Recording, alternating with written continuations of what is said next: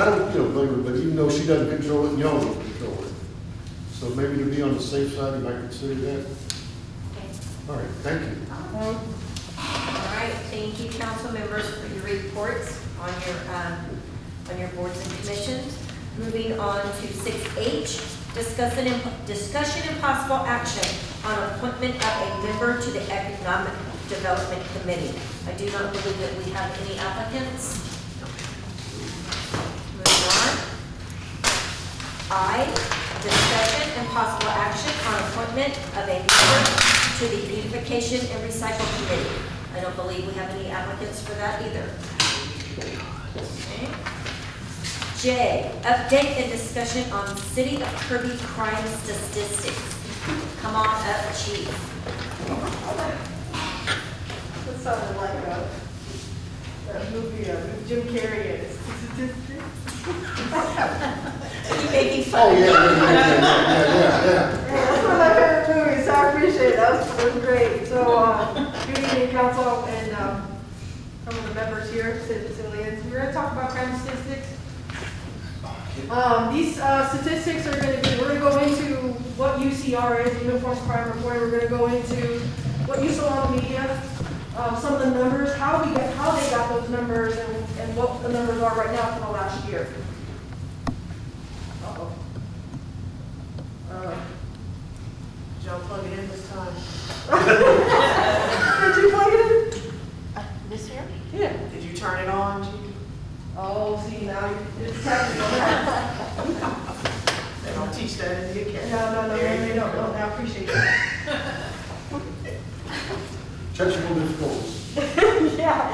All right, so Uniform Crime Reporting, what is it? It generates reliable statistics for use in law enforcement. It provides information for students of criminal justice, researchers, media, and the public. It includes data from more than 18,000 city, university, and college, county, state, tribal, and federal law enforcement agencies. Now, there's two different parts, and there's also increments. I'm just going to go over the main points. Part 1, index crimes broken down into two categories, violent and property crimes. Violent crimes include aggravated assault, forcible rape, murder, and robbery. Property crimes are arson, burglary, larceny, theft, and motor vehicle theft. Part 2 is simple assaults, curfew offense, loitering, embezzlement, forgery, counterfeiting, disorderly conduct, driving under the influence, drug offenses, offenses against family, prostitution, public drunkenness, runaway sex offenses, stolen property, vandalism, vagrancy, and weapon offenses. Now, on the media, you saw this chart. Number 1, and these are areas ranked per capita, and we'll talk about that. Balcones Heights, number 1, San Antonio below Balcones Heights, and then we landed 3rd. Now, this is the next chart. And if you look at it, it's going to tell you a population. It tells you the police department, the population. It tells you the property crime incidents, the violent crime incidents, and the violent crime rate per capita. We're just going to talk about the first 3. So Balcones Heights, where is it on the list? On the very bottom has a population of 2,746 people.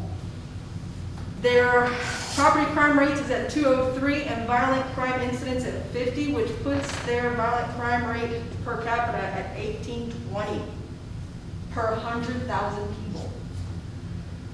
The second one was going to be San Antonio. San Antonio has a population of 1,434,625. Property crime incidents are going to be 57,057. And then violent crimes are 11,569. Their violent crime rate per capita, or 100,000 people, is 806.41. Now Kirby landed number 3. And where are we at? We have a population listed as 8,142, property crime incidents at 78, violent crime incidents at 64, which landed us at a crime rate per capita at 786.05. Now, how's that broken down? You got Kirby population at 8,142, you got violent crimes that were reported at 64, property crimes at 78, and per capita means per 100,000 residents. Now, we don't have 100,000 residents. not have that. If we were compared to 10,000, that's a little bit more appropriate, and our numbers wouldn't skyrocket the way they did.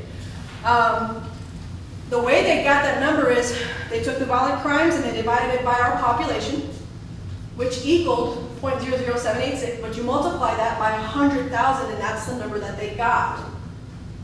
That's not, our numbers are 64 violent crimes out of 8,142 residents. It's not as bad as it looks. Right, that's why I was asking. Just divide it exactly in 64, you'll get it. That's the true number. It's more like 7%. Yeah, that's 7.5. Right. Yeah. But because they do it per capita, it does make it look expensive. And Balcones Heights with 2,000 residents superseded San Antonio. Yes, they have a lot more crime than San Antonio has. But with all the big businesses there in Balcones Heights, if you put a daily estimate of people, it skyrockets. Right.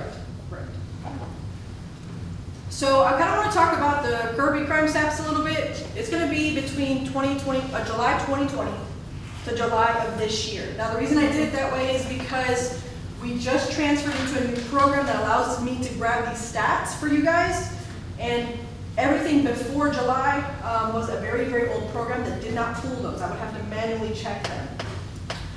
So July 2020 to July 2021, calls for service to include police, fire, and EMS, we did 15,090 calls. Police calls for service alone is 12,054, and incident reports were 3,926. And those are reports that we get and we actually write down and type out. The violent crimes as of that time period right now, 22 for aggravated assaults. And keep in mind, these are just allegations. It doesn't mean the person was arrested. It doesn't mean they were convicted. It was just a report. So aggravated assault is 22, sexual assaults were 7, murder is 0, robbery is 2. For property crimes, we've had 23 burglaries, motor vehicle thefts at 39, larceny theft is 68, and arson 6. That is all I got. Any questions for me? That makes a lot better sense. They don't look near as bad as what the news is. That's what I wanted you to clarify for the citizens. But I got some calls and they were worried, their families wanted to move out of Kirby. I said, no, Yeah. it ain't that bad. But I appreciate you doing this. And I know they're watching and they'll see. Thank you very much. You're welcome. If I may, they talked about it, but did anybody go out on the street Halloween night? You realize how many people are brought to Kirby, to trick or treat in Kirby, because they know their kids are safe? I mean, seriously, I know there's candy. That's true, but I'm just saying, all kidding aside, our little city right here is not encapsulated as it used to be when I first moved here. But still, when you go out and you watch, I mean, these people bring kids, and it's wonderful actually that they do bring them. I mean, it's a compliment to our city and to our police department, and actually to our fire department too, because if something happens, we're going to be there in a couple of minutes. So thank you, Chief, and both chiefs. Can I get a copy of that? Absolutely. So I have the numbers in case somebody else asks me. Absolutely. I'll print it out for you. Thank you. Absolutely. Any other questions? And just I just want to say that when you're saying one thing, because people always ask me all the time, like, well, why do you live in Kirby? And first thing I say, number one, like, it is safe. I feel safe. Like, there's not too many places like Councilwoman Alzappa said not too long ago, where you can, my neighbor's kids, like, they're out on the street playing. Like, I feel like we all feel safe. We're small, but we're not that small, but I do feel safe here. So that's one, and you can't beat that security of feeling safe in where you live. That's a big deal, especially as you get older. Like, safety is number one priority. Okay. Safety is number one priority, but thank you for everything you do. Any other questions? Thank you. All right, thank you, Chief. You're welcome. Moving on to 7A, announcements on the city events and items of community interest. We'll turn this over to Monique. Okay, so just want to let everyone know that our city offices will be closed for Veterans Day on next Thursday, 10th of November. And because of that, our next city council meeting is on the 18th of November at 7 p.m. So I want to remind everyone about that. We already heard these dates, but again, save the date for Cookies with Santa on December 19th from 2 to 4 p.m. at John Sterling, followed by the annual Santa Parade that same day at 5 p.m. So those are all of our upcoming holiday events. Thank you. 8A, request by mayor and council for items to be placed on future city council agendas and announcements on city events and community interest. Councilmember Street. Okay, I have a couple things. Monique, we talked about the agenda being posted on the city website and the fact that we don't post the entire packet, so residents don't get the details of what we're gonna talk about. The cities that include the previous minutes, the unapproved minutes and the supporting documents in their packets on their website are Cibolo, Schertz, Universal City, and Live Oak. They do that. Selma, Converse, and Marion do not. They only post the agenda. I just think it would be a good idea to do that so the residents are informed of what we're going to talk about. It's sometimes more general on just the agenda. If they have the supporting materials, sometimes it might help them know what we're doing. Also, I'd like to request that the city report of board and committee meetings to be posted on the Kirby CN Facebook page and the updated city website when it gets updated. Not everybody can attend the meetings in person. Will assist in keeping the residents informed, particularly if there's an opening on that committee, because right now we have two that have an opening and, if this needs to be an agenda item, can we add it to the agenda? And I thank, Mr. Ives for this week's Government 101, taking us through Public Works and sending us over to the animal shelter to see all the babies. It was very informative.